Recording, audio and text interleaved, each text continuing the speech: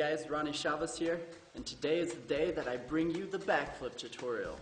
Now I know you guys have been requesting this tutorial for a long time. It's taken me a while to get to because I know there's a lot of awesome backflip tutorials out there, but also this move is very dangerous, and so I just wanted to make sure in my own tutorial that I hit all the points right and that I make sure when you guys go out to learn this trick that you're as safe as possible, because I don't want to be held accountable for kids going out and trying crazy tricks and breaking their necks, because that's not what it's all about. Everything is about learning how to do it safely and progressively. So to start off learning the backflip, the things I strongly suggest that you have before you begin so that you can learn it safely is, first, have a friend with you. Whether they're just there to watch you in case you do get hurt, or they can be very helpful as far as helping spot you. I'll teach you later how you can spot a friend when doing a backflip, and also just having support always helps. Second, make sure you are in a safe environment. So the ideal place to be would be a gymnastics gym where you can learn onto pads or even a foam pit. That makes it really easy learning this trick. But I know that isn't an option for all of you, so just make sure you can do whatever you can to have a softer landing environment.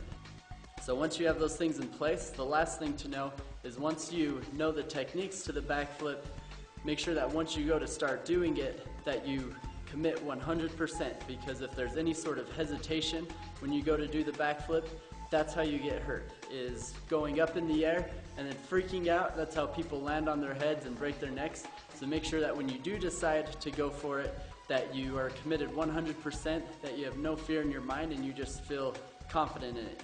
Otherwise, it's going to be riskier and bad things can happen. Alright, so before you actually start trying the backflip, I want you to become very familiar with the technique in the backflip. So it all starts in the feet, in the jump. It's really important in the backflip that you jump up. You're not jumping backwards, unless you're doing it off of a ledge or something, then you're slightly jumping backwards, but you want to be jumping straight up as much as possible. And in the jump, you want to make sure you're jumping from your toes. You will bend your knees a little bit as you jump, but you want to make sure it's an explosive jump. It's not a slow kind of like boring jump. It's a fast, explosive jump. You're going to be throwing your body up as fast as you can. You also want to make sure you aren't crouched too low when you go into the jump, because that's actually going to make it harder to get higher. You barely just want to bend your knees a little bit, and then as you jump, you want to keep your chest up, because that's what's going to keep you up high in the air when you start your rotation. So next are the arms. So as you're jumping, you're going to throw your arms back, and as you jump up, you're going to swing them up with you. By the time you reach the peak of your height in your jump is about when your arms are reaching the top of your head. This motion has a lot of G-force on your arms, and that's what's going to help throw you into your flip once you hit the peak of your height. So your arms hit here, and my feet are in the air, and then what's going to happen at this point, I'm going to tuck my knees into my chest and let them just keep going with the motion that I've already created. This up, and then this G-force of rotation, my knees will just naturally follow. So you want to make sure you jump up first, and then bring your knees to the chest. If you try and bring your knees too early, you won't get as much height. You'll jump and you'll just stay close to the ground. So I want you to practice this motion. You're going to jump, reach straight up as tall as you can, and then bring your knees up to your chest as you're rising to your peak. Okay, pretty simple exercise, and I want you to practice that multiple times before you attempt the backflip.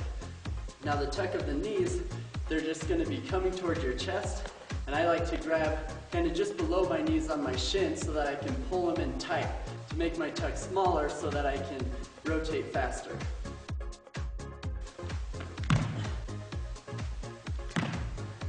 Something you want to avoid when jumping into the backflip is that you're not looking back like this as you jump into it. You want your head to just naturally be facing forward with wherever your shoulders are. And then as you throw up, you'll look up, but you're not whipping your head back. You're just looking to where you're going. So your head should just naturally go wherever you want to be looking for the backflip. Another problem people tend to run into is whether it's because they're scared or just their body doesn't know how to stay straight, they'll cheat off to the side and kind of do backflips over the shoulder. But it's going to teach you bad form, and it's going to take a long time for you to break that habit. So you really want to make sure you focus on just going straight back, and that's just keeping everything centered, that as you go up, your arms are centered, your shoulders are back and straight, and everything, especially where your eyes are going, is just straight up and down. You're not cheating your head to the side to try and spot your landing earlier, because wherever your head looks, your body is going to start following that, and then it's going to throw off your whole backflip. So make sure that you just are looking straight back and watching for the ground to come around so that you can spot your landing. So watch as I crouch down, I begin to jump, whipping my arms up as I jump up, reaching my feet, keeping my chest up, and then as soon as my feet start leaving the ground, I'm going to then start bringing my knees up to my chest so that it's rotating me over. My arms grab my shins to help bring the tuck in tighter, and at that point, I'm just going to tuck it all the way around until I can see the ground and spot my landing. Because once you can see the ground and know where you are, then at that point, it's pretty easy to get around. The hard part is getting past that spot where you want to get around past your head, because your body naturally doesn't want to do that, and so you kind of have to force it to get there. But then once as you come around and can spot your landing, then you just open up and time it so that you land on your feet. So now when it comes to spotting on the backflip, if you can have a friend with you, then it'll help a lot being able to have a little bit less fear and trust that your friend can help flip you around. So when spotting, it's pretty simple. The person is going to stand next to where you're doing the backflip, and they're going to use one hand to push against the back side of your leg and the other hand to lean against your lower back. And they're not going to really be touching you at first, but as you jump and go into it, they're going to use this arm to flip your legs to give you some momentum, and they're just keeping this arm rigid so that your back has something to rotate over. And you'll notice that this will help you get around a lot easier than if you're just doing it by yourself, and they can even kind of throw you if they feel like you're going to land on your head. So it can help prevent injury in that way, but you don't want to rely on them completely. It's still up to you to go through all the motions of the backflip, because if you still go up in the air and bail out, most likely they're not going to be strong enough to just be able to catch you and stop you from landing on your head. So you don't want to put that much trust in them. You still want to make sure that you're fully committed and that you're doing the proper technique before you attempt the backflip. You can also have a friend just help you on the basic jump technique for the backflip in case you're worried about falling backwards. So once you have the backflip down and you're ready to start learning the backflip off of height, I would recommend that you start with lower things to do the backflip off of first. So if you can already do it on flat ground, it's going to just get easier as you do it off higher objects, but again, it's going to become more dangerous because you're going to have more height. So if you mess up the backflip, then you can get a lot more injured from doing it. So make sure that you have the backflip down on flat ground first, and then you start working it on height. Now I wouldn't recommend learning off something this high. I would start even lower than this. If you can find somewhere a ledge onto something soft, which is, maybe knee height would be a good level to start learning, because then there's more room to mess around with it. But basically what you're going to do is the same exact technique as the backflip on flat ground, but you're going to just spot it a little bit differently.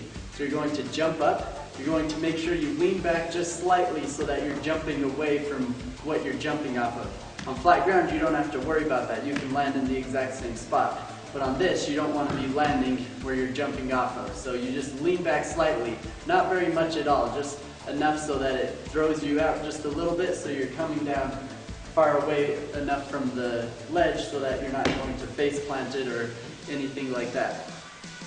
And then finally, when you do it, just make sure that you still put as much technique into it as you would a flat ground backflip. Off height, people tend to lose form thinking, oh, I have plenty of height so I can, just throw it around and hope I make it around. That's not the case. Things can still go wrong. So make sure you still do the tuck and everything at first, and then as you get comfortable at that height, you can begin trying variations. Now with the tuck off of height, say I'm doing a tuck off of something this high, then I'm going to be opening up in the air a lot sooner so that I don't over-rotate and land flat on my back. So about a year ago, my dad actually started learning backflips, and he can do them now. So it's really cool that a 48-year-old can learn backflips because he'd never done them before and just started learning them at a gymnastics gym and then started doing them in his backyard. So if he can learn a backflip, I know you guys can. It just takes some practice and time and diligence in your training.